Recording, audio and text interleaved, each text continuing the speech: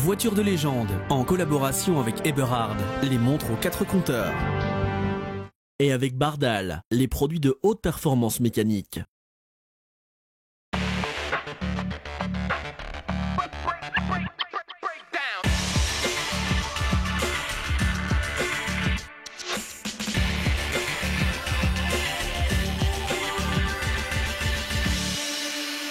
Bienvenue dans Voiture de légende. Cette émission va vous emmener, vous faire un peu rêver de l'autre côté de l'Atlantique, même si nous sommes à Mellen en Belgique pour rencontrer l'importateur, le distributeur des voitures Shelby American, les fameuses Cobra naturellement, made in USA, mais qui sont tout à fait accessibles en Europe et en particulier en France, en Belgique, à Monaco et dans le Benelux à travers Gentleman Car, la société qui nous reçoit aujourd'hui.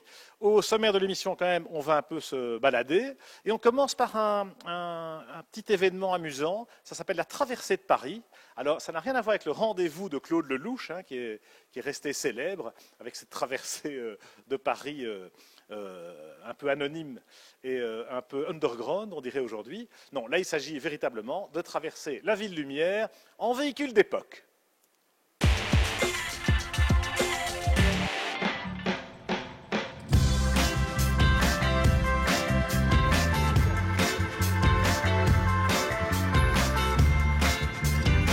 Comme les autres années, la traversée de Paris, 13e édition, et on bat tous les records de participation, des tracteurs, des motos, des autos et des vélos anciens. Donc que du bonheur, le temps sera agréable, l'embarquement est en train d'avoir lieu et la fête sera totale dans Paris. Plus de 700 équipages qui sont présents, qui viennent essentiellement d'Île-de-France, de province et d'étrangers, des Anglais avec des voitures françaises, des Belges et des Suisses. On a un petit autocollant qui est sur tous les pare-brises pour exprimer notre droit à rouler. Parce qu'il y a des lois, des règles qui pourraient faire que les voitures anciennes ou les voitures de plus âgées de plus de 1997 pourraient ne plus avoir le droit de rouler. Ce qui est un petit peu dommage, c'est un spectacle, on fait moins de 1000 km par an, donc la pollution est vraiment très faible. Vénérable, populaire, élégant, luxueux ou sportif, tous ces véhicules invitent à la fête. Pour leurs équipages d'abord, qui, fiers de partager leur passion, défilent dans la bonne humeur pour les Parisiens et les tourismes amusés ou surpris de ce retour vers le passé. Bugatti 1926 Grand Prix, ce qui correspond aux formules, si on peut dire, de l'époque de 1926. Donc c'est des voitures qui ont couru un petit peu partout en France, à Rouen, Monaco, Pau. Oui, c'est assez sportif parce qu'il faut prendre des tours. C'est pas des voitures faites pour rouler au milieu des voitures, c'est vraiment des voitures pour rouler sur la route ou sur circuit. On vient de Paris. C'est frais, mais c'est bien. Ça fait longtemps qu'on l'a pas sorti, donc c'est un grand bonheur de commencer l'année par cette rencontre qui est quand même un moment assez exceptionnel dans Paris et faire un pied de nez à notre maire préféré. Voilà, c'est pour ce matin. Bonne journée, merci et je suis sûr qu'on va passer un bon moment. Bonjour, donc je participe à la traversée de Paris, donc on va faire un petit tour dans Paris, donc il fait pas trop froid, c'est bien, il pleut pas, il neige pas, c'est impeccable. Je suis tombée dedans, mon papa fait de la moto depuis pas mal d'années, donc voilà, après c'est un petit peu dans les gènes presque je dirais. C'est un Vespa Acma de 1956, donc Acma production française,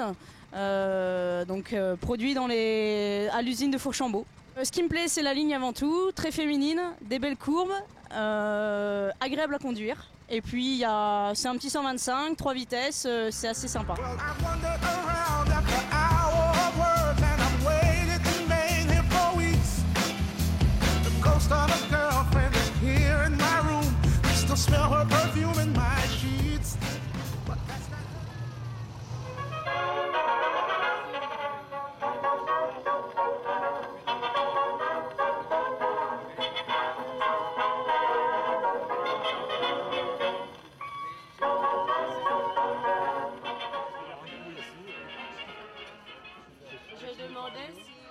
Tu me prends la bouche pleine, mais ça c'est la France profonde, celle qui vit, celle qui a de l'humour, celle qui aime s'amuser. Regarde, de la terrine, de la vraie. du Bourgogne de Beaune, du vrai, du pain de campagne et des voitures anciennes. Et tu as vu où on est? On est place Vendôme.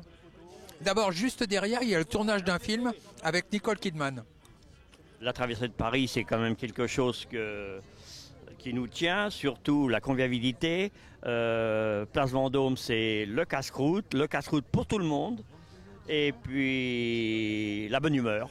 Et ben parce que là, on a envie de pisser, alors on va aller, je sais pas comment on va faire, mais les voituriers nous surveillaient un petit peu, mais on allait droit directement comme si on avait une chambre. Et aller pisser au Ritz, c'était le summum, c'était le fin du fin.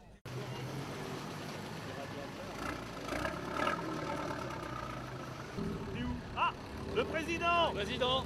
Salut Guy. Hein?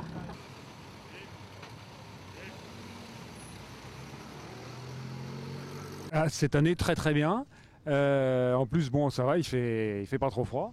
Donc ça, c'est une Talbot, 1930, modèle K75. Et ça marche très bien. Et on est très content. Alors dans Paris, j'ai évité Montmartre. Parce que je me suis dit, s'il y avait beaucoup de monde, ça risquait d'être un petit peu... Ouais, il risquait d'avoir quelques petits problèmes mécaniques. Quoique je suis sûr qu'elle le ferait, mais je ne voudrais pas tenter le diable. Donc je suis passé à Nation, on est passé à République et on vient directement à Place Vendôme. Et ensuite on fera la Concorde, on fera les Champs, on fera la montée à l'Arc de Triomphe, etc. C'est plus raisonnable. Et la Place Vendôme est toujours un très bel endroit, on aime bien venir. Et la voiture, oui, ça va bien. Ça va bien, je vous remercie.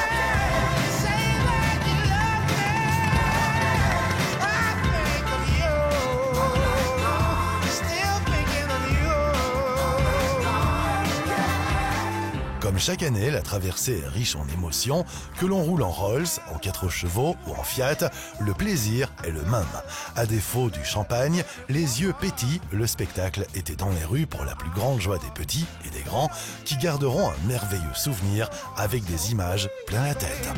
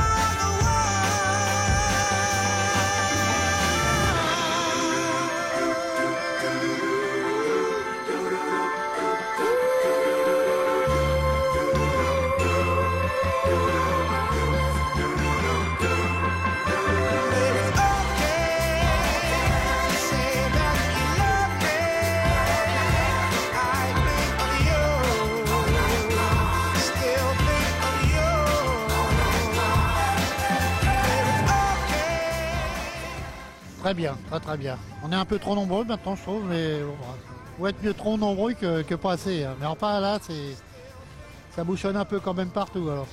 Mais c'est bien, on est obligé de s'arrêter pour prendre des forces parce que c'est une peine. Grand merci à Vincennes Télévision pour la réalisation de celle-ci.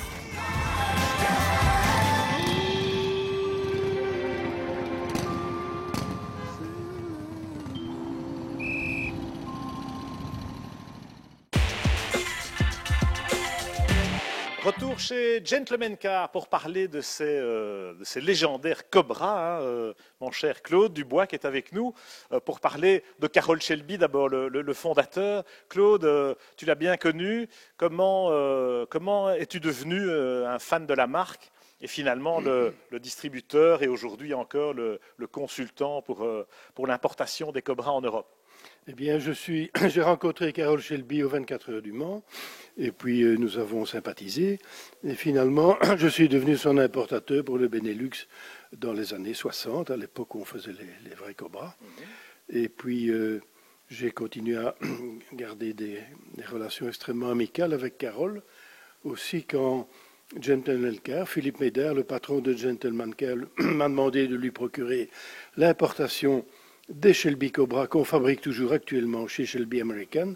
Eh bien, je me suis rendu en Californie et nous sommes revenus avec l'importation pour le Benelux, la France et Monaco. Formidable. Alors, on est ici effectivement dans cet antre, Claude, entre deux Cobras. Alors, attention, on sait que les Cobras, il y a pas mal de répliques. Ici, on est dans l'original. Ce sont des voitures qui sont construites encore aujourd'hui par Shelby American à Las Vegas, c'est ça, ou à Las Vegas, en reprenant exactement les codes d'origine. Elles sont construites sur les plans d'origine. Elles sont exactement similaires. La seule différence, c'est qu'actuellement, on peut avoir une carrosserie en fibre de verre et également en option l'ancienne carrosserie en aluminium. Sinon, les voitures sont exactement comme à l'époque. Alors, il y a toujours un engouement pour cette marque et pour cette magie aussi du personnage Carroll Shelby. Comment expliquer qu'au XXIe siècle, des voitures aussi sauvages, quelque part, que les Cobras, rencontrent toujours autant de réussite? C'est une voiture qui a une personnalité tout à fait unique dans l'industrie automobile. C'est une voiture extrêmement légère, extrêmement puissante et qui est une voiture mythique parce qu'elle a quand même gagné le championnat du monde devant Ferrari dans les années 60. Ce qui fait qu'il y a énormément de gens qui ont maintenant dans les 60 ans ou 65 ans et qui rêvent de cette voiture depuis une quarantaine d'années et qui maintenant peuvent s'en offrir une. Voilà. Formidable, et elles sont toujours fabriquées effectivement en très petite série, comme à l'époque. Alors là, on a la street version, et ici c'est plutôt une version de course. Alors parlez-nous un peu des différences. La voiture ici, la noire ici à ma droite, c'est la voiture de série telle qu'elle était livrée à la clientèle aux États-Unis en 64, 65, 66. Et alors la voiture qui est à ma gauche, c'est la même voiture mais préparée pour la compétition, avec des roues plus larges, des roues et des pneus plus larges et différentes modifications pour l'adapter à la compétition, comme par exemple les criques de course, les supports de criques de course. Avec l'arceau de sécurité et tout ce qui va avec, c'est ce qu'on appelle la Cobra FIA, c'est le small block, évidemment le big block c'est... le big block c'est sur la troisième Cobra qui n'est pas ici pour le moment, qui s'appelle la 427 Semi-Competition, et celle-là, elle a le moteur 7 litres avec normalement le big block et un autre châssis. Très bien.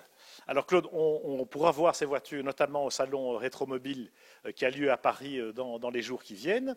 On y sera, évidemment, d'ailleurs, pour la prochaine émission Voitures de légende.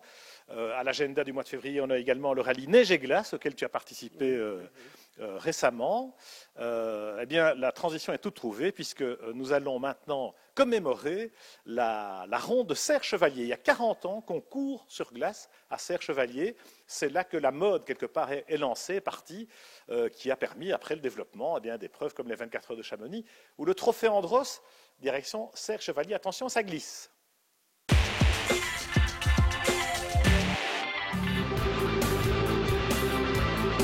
Créée avant 1940, Serre-Chevalier est devenue l'une des grandes stations françaises. Elle offre un immense domaine skiable et elle est fière de ses champions à l'image de Luc Alphand, skieur, qui par la suite est devenu pilote automobile renommé. Depuis 1971, le circuit sur glace de Serre-Chevalier vit au rythme de la magie de la glisse. Plus de 40 ans d'existence pour ce site emblématique, pour tous les passionnés de conduite et pilotage qui posaient les jalons de la course sur glace en un temps où les rallyes entraient dans leur période faste. Le circuit de Serre-Chevalier fut l'organisateur de la première course officielle sur glace, dénommée Ronde hivernale. Au même moment, Claude Laurent crée la première école de conduite sur glace qui permet chaque année à des milliers de passionnés d'apprendre les mystères de la glisse. Je suis Claude Laurent, j'ai créé le circuit de Serre-Chevalier il y a plus de 40 ans. J'ai quand même pas mal de compétitions à mon actif, 9 fois aux 24 heures du Mans, 5 fois dans les 20 premiers. 20 Monte-Carlo, 20 Tours de Corse et ainsi de suite, beaucoup de rallyes. J'ai gardé le circuit pendant 30 ans et depuis 10 ans c'est mon fils Julien qui est à la tête du circuit, qui l'a fait évoluer d'ailleurs pas mal depuis 10 ans. Je pense qu'aujourd'hui, tout le monde est content de glisser vraiment d'une manière extraordinaire. Parce que la piste est très belle, il fait très beau, c'est une très bonne ambiance, une très belle voiture. Je pense que c'est une belle manifestation, tout le monde est content. Il fait très froid bien sûr, d'ailleurs ça se voit. Saison après saison, le plateau s'enrichit des gloires du rallye d'alors et voit passer les plus grands noms des sports mécaniques. Cette marche en avant continua durant les années 70 pour aboutir au début des années 80 au sommet du sport automobile en accueillant le prologue du mythique rallye de Monte-Carlo.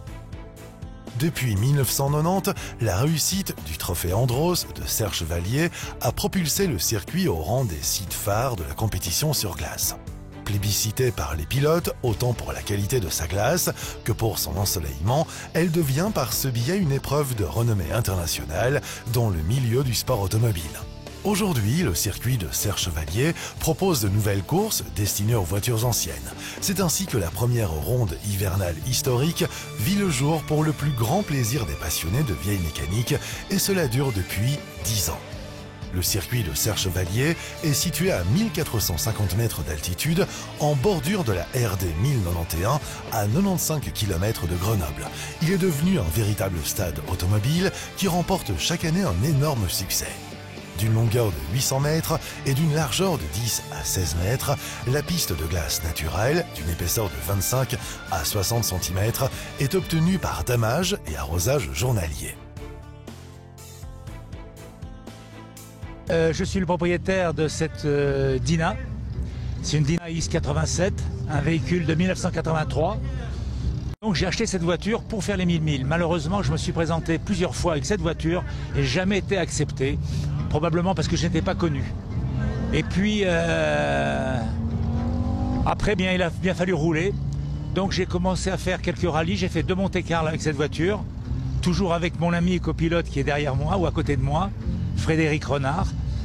On a fait ensuite le Liège-Rome-Liège également avec cette voiture. Et puis maintenant, je l'utilise que pour le circuit de glace. Une des raisons, c'est que on m'a donné des pneus pyramidaux qui fait qu'elle accroche bien. Et malgré ses 8 ans 50 cm3, c'est une voiture qui se tient. Certains m'ont dit, vous êtes ridicule sur ce circuit au milieu des Porsche et des BM. Eh bien, on n'a pas été ridicule. On a eu beaucoup de plaisir et je pense que les gens ont eu du plaisir à nous voir aussi avec cette petite voiture de 850 cm3. Voilà l'histoire de cette voiture. Dans la ronde hivernale ou dans le sprint, tous les concurrents focalisaient leur attention sur les manches de régularité qui, avec un point de pénalité pour un écart de temps de 1/10 de seconde par rapport au temps de référence, devaient se montrer déterminants dans le classement général, l'épreuve dite d'endurance ne pondérant que très peu l'épreuve de régularité. Dans cette perspective de réaliser des temps aussi proches que possible du temps de référence, il est bien évident que le rôle du coéquipier est au moins aussi important que celui qui tourne le cerceau en appel, contre-appel et contrôle de glissade. 2 autres amateurs de la glisse. C'est une Volvo PV544S, elle est de 1961. C'est une voiture qui a été fabriquée jusqu'en 1965. 1800 cm3 de cylindrée, elle est préparée en groupe 2. C'est super, c'est toujours bien organisé. Julien et son équipe sont une bonne équipe d'organisateurs.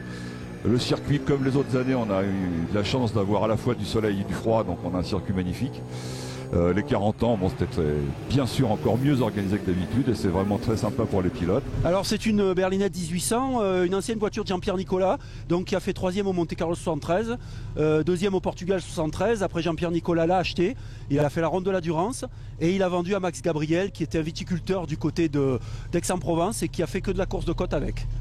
Ça fait la 5e fois que je viens, donc j'ai déjà fait 2 fois le Monte-Carlo historique et je trouvais qu'on s'amusait pas assez parce qu'on ne pouvait pas vraiment glisser, c'est quand même de la route ouverte et j'ai récupéré ces gros clous et donc j'ai essayé et je me suis aperçu que c'était vraiment extra et donc je suis venu il y a 5 ans faire la ronde de Serre Chevalier et là je tenais absolument à revenir cette année.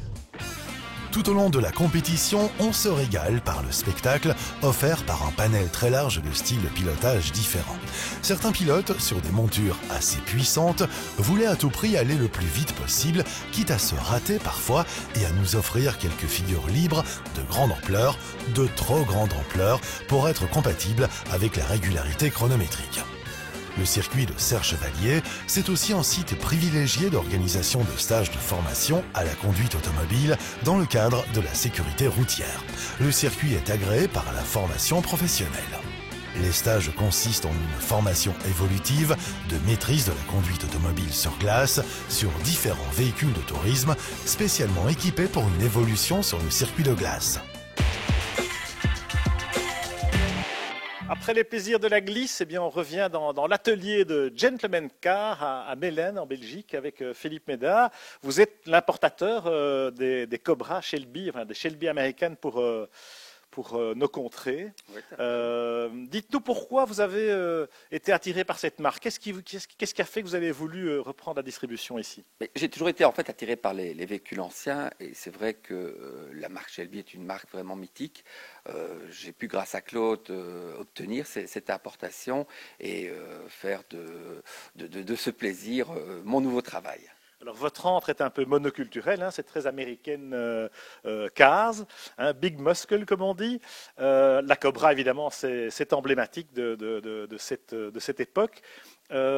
Parlez-nous un peu de la clientèle, parce que forcément, vous tombez sur des passionnés. Quoi. Pour acheter une Cobra de nos jours, il faut... C'est une clientèle très diversifiée, une clientèle qui a déjà un certain âge. Souvent, la tranche d'âge est de l'ordre de 45-50 à bien plus. Oui. Et des gens qui ont connu ça dans leur jeunesse et qui ont envie de concrétiser leurs rêves aujourd'hui avec des reconstructions. Alors pour quelqu'un comme vous, est-ce que ça représente un véritable business ou est-ce que c'est plus un coup de cœur voilà, C'était pas business au départ. Je ne pensais pas du tout non plus que ça allait fonctionner comme ça fonctionne aujourd'hui. Aujourd'hui, on a un gros marché. On est devenu d'ailleurs le plus gros distributeur Shelby. Et c'est vrai qu'on a fait quand même pas mal de voitures et je pense que ça continuera. Alors l'attrait de cette Cobra, c'est qu'elle est vraiment Shelby américaine, elle est made in USA, c'est une vraie Cobra, quoi, au contraire des répliques. C'est comme vous dites, c'est vraiment une voiture qui à 99% est semblable à l'original. Voilà. On est dans l'authenticité, merci. Et voilà, si vous voulez une Cobra et être dans un contexte tout à fait légitime, eh bien Claude Dubois nous amène ici chez Gentleman Car, où Philippe Médard est prêt à vous recevoir. Pour soigner vos ancêtres d'ailleurs, en cette saison hivernale, hein, c'est le temps de ressortir les autos ou de les préparer, eh bien ça mérite un entretien un peu particulier. Pour cela, on va se rendre chez notre partenaire, nos amis de Bardal, qui vont nous présenter un certain nombre de produits bien spécifiques pour sortir de l'hiver. Que peut-on dire de ces additifs? Quel additif pour quelle partie mécanique finalement, Eddy? Donc on a tous les produits pour mettre dans l'essence et après on a les additifs pour ajouter dans l'huile. Aussi, là il y a des différentes thématiques, il y a les boîtes de vitesse, il y a le moteur, donc il y a une différence entre les huiles additives aussi. Aussi dans les huiles additives on a des différents, on a des produits préventifs et des produits curatifs. En termes d'usure, ouais. Qu'est-ce qui permet d'éviter les usures de mécanique qui sont parfois qui ont plusieurs dizaines d'années? Donc là, on a deux produits très spécifiques pour l'usure. On a un produit qui s'appelle anti-usure, c'est très simple, donc le nom il dit le même, qui contient du fullerène et du Polar Plus. Le Polar Plus et le fullerène, ça c'est les produits que Bardal, Monsieur Ole Bardal y a invité dans les années 30. Donc ça c'est un produit qu'on rajoute simplement dans l'huile, dans un moteur qui est en bon état. Donc un moteur qui a beaucoup d'usure, qui est presque mort, il ne faut pas rajouter ça parce que c'est un produit préventif. Donc pour un moteur qui a beaucoup de kilomètres, donc tu dis voilà le moteur il souffle, tu vois, il y a plus de compression, il marche pas bien. On a un produit, c'est un full métal. Donc il y a un métal chimique là-dedans qui restaure l'intérieur du moteur, surtout au niveau de cylindre, c'est très important. Ça c'est un produit avec différentes actions. Le plus important, c'est un produit qu'on peut utiliser préventif et curatif. Ça c'est très parce qu'il n'y a pas beaucoup de produits sur le marché qu'ils ont les deux actions comme ça. Donc ça, c'est pour les huiles moteurs. Et là, on a encore un produit, un troisième. C'est aussi un curatif. Le nom, il dit même, maxi compression. Un moteur qui souffle aussi beaucoup, qui perd de la puissance, qui perd un peu de compression. C'est un produit, un additif qu'on rajoute là-dedans. C'est un stabilisateur de viscosité aussi. Donc ça, c'est un produit qui se vend beaucoup dans les voitures anciennes. Alors justement, les moteurs de voitures anciennes, une fois qu'ils sont bien lubrifiés, qu'ils sont bien entretenus, bien guéris, quel effet cela sur la performance et sur la consommation peut-être aussi? Surtout, si on parle des produits anti-friction, anti-usure, il enlève jusqu'à 90% de friction dans le moteur.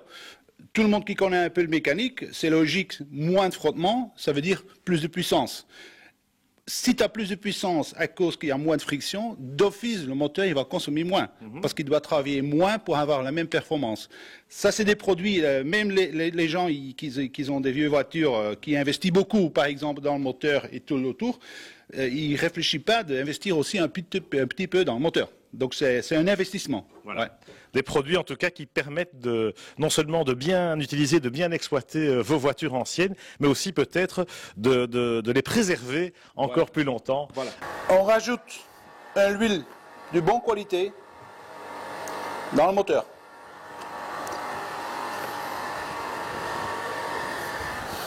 Et on va démarrer à froid. Attention, on regarde très bien ce que ça fait, les frottements et l'usure. C'est le démarrage à froid. Il bloque. Beaucoup de frottements et beaucoup d'usure. C'est pour ça que les fabricants de voitures et les fabricants d'huile, ils vont toujours dire qu'il faut chauffer le moteur. Donc on va chauffer un peu le moteur.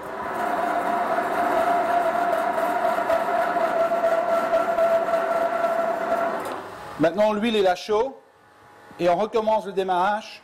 Donc tu vois.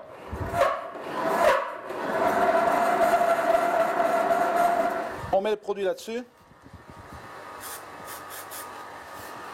on nettoie tout, on dégraisse tout, et on remet le carter.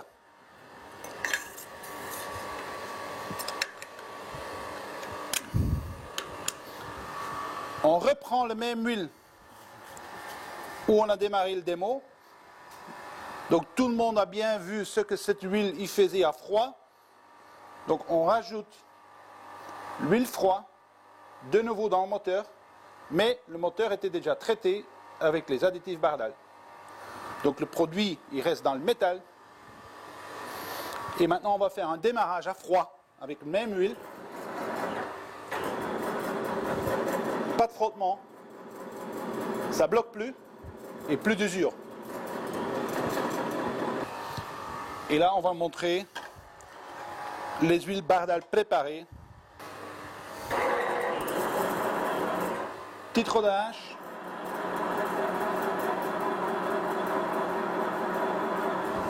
Presque pas d'usure, pas de frottement. Et on met beaucoup de pression. Voilà, ici c'est l'huile Castrol Magnatec. Et ça c'est l'usure avec l'huile Bardal. Donc comme tu vois, il y a beaucoup de différences. Il y a jusqu'à 70% plus d'usure si tu ne mets pas le Bardal. Voilà, vous êtes parés pour ressortir les voitures. Certains l'ont déjà fait naturellement avec les quelques rallyes et quelques épreuves hivernales. Je pense au Monte-Carlo historique, au rallye neige et glace dont on reparlera dans notre prochaine émission, à l'agenda de laquelle on retrouvera le fameux salon Rétromobile à Paris et naturellement les légendes boucles de Spa. À la prochaine, d'ici là, rendez-vous sur notre site www.voituresdelégende.com et merci à nos amis de Gentleman Car. Le site c'est gentlemancar.com tout simplement pour découvrir ces formidables Cobra Shelby American made in Las Vegas. À la prochaine et bonne route, attention ça glisse mais amusez-vous bien.